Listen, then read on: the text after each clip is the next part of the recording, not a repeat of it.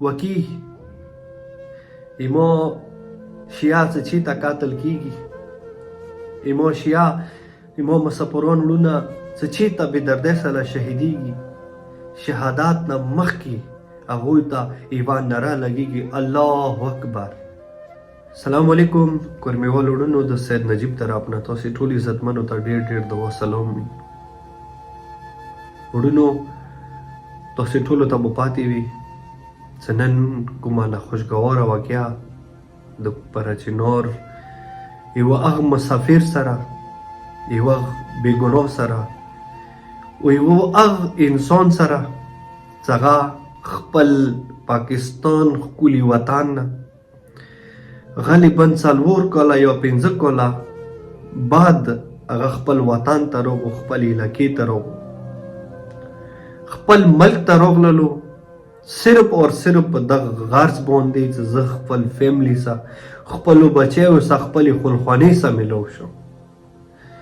هغه ته دا پاتې نه وه چې ما ته داسې ادمخور مسلمانان ناست دي، ما ته په خولې د لا اله الا الله د محمد رسول الله کلمه ګو مسلمانان ناست دي، د ما وینه به بیا یوه داسې ځای کې تویوي چې هغه ځای کې به زه بېیاره مددګار وم، ما به هیڅوک نه وي.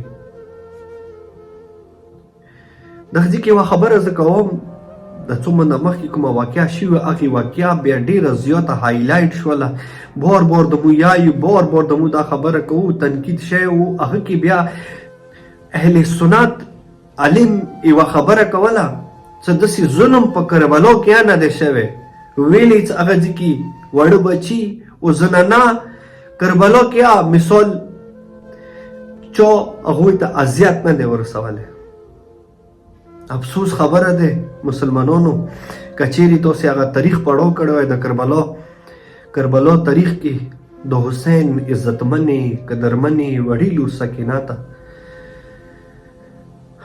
څه کومې شمر ملعون چاپېړې لګولې وي که نه، هغه تاریخ تاسې پړاو نه دی کړی. اوس مشمر ملعون والا کردار نن بیا پرچینور کې یوه مسافر ورور څه وشوله چې هغه څه خپله زنانه ورسره وه.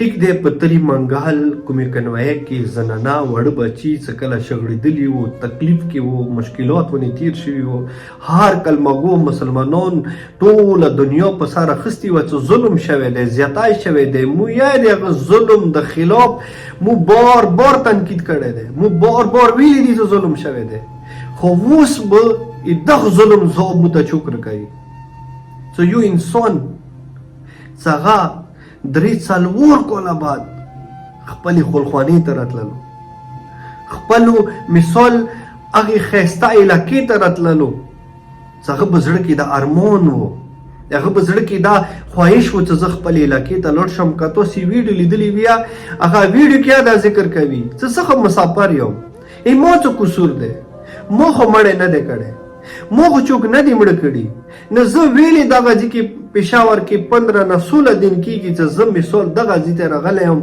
خپل وطن ته، خپل علاقې ته، زه خپل علاقې ته نشم تلای. او دا یو کې ویلي وو چې ډي سي تلای شي، ای سي تلای شي، برګیډیر تلای شي، کرنیل تلای شي، مثال د اهل سنت هر یو کس تلای شي، زه ویلې نشم تلای، زه ویلې خپل علاقې ته نشم تلای. هغه ته څه پاتې وه؟ ما ته کلمهګو مسلمانان ناست دي، ما به داسې بې دردۍ سره شهیدوي. وروڼو دغه ځای کې ما ته د علامه اقبال یو شعر یاد شولو چې علامه اقبال یایي چې زبان سے کہہ بھی دیا لا الہ تو کیا حاصل، زبان سے کہہ بھی دیا لا الہ تو کیا حاصل، دل و نگاہ مسلمان نہیں تو کچھ بھی نہیں. وکی ایما شیعه څه چې ته قاتل کیږي، ایما شیعه ایما مسافران وروڼه څه چې ته بې دردۍ سره شهیدیږي، شهادات نه مخکې هغوی ته ایوان نره لګیږي. الله اکبر.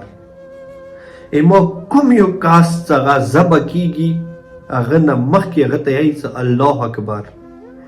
نه پوهېږم چې دا کومه ډول زړونه خدای د تاسې وجود کې چولی دي چې یو انسان هغه ته څملوي، هغه ته ذبح کوي، هغه نه مخکې ته یې الله اکبر.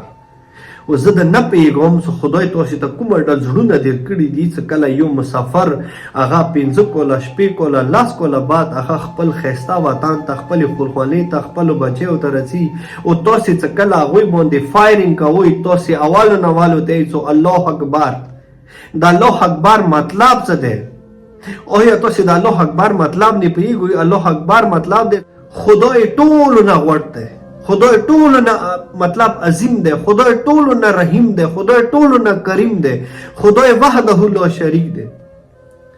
آیا وحده لا شریک تاسې ته دا اجازه درکړې دی چې یو نهته مسلمان چې هغه بې ګناه دی، بې قصوره دی، هغه په لیارې ځي، خپل وطن ته ځي، خپل علاقې ته ځي، هغه تاسې قتل کړئ، هغه تاسې بې دردشه شهید کړئ، هغه سره زنانه ورسره ایون هغه سره د خپل شریک حیات ورسره وي، هغه په مخ کې تاسې څومره بې دردۍ سره او څومره ظلم زیاتی سره تاسې شهید کړلو.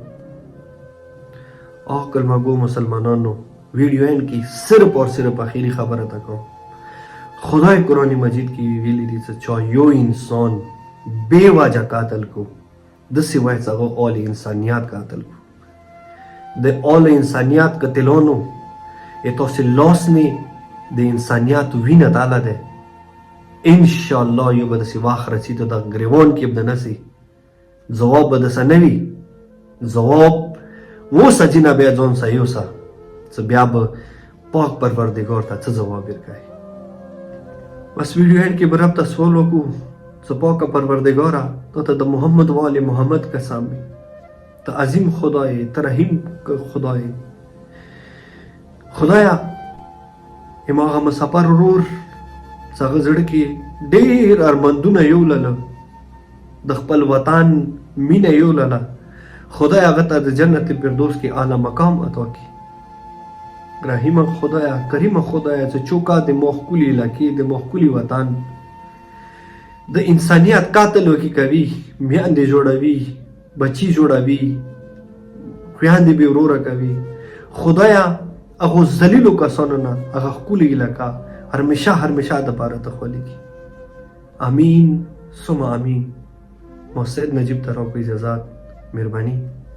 السلام علیکم ورحمت الله وبرکاته.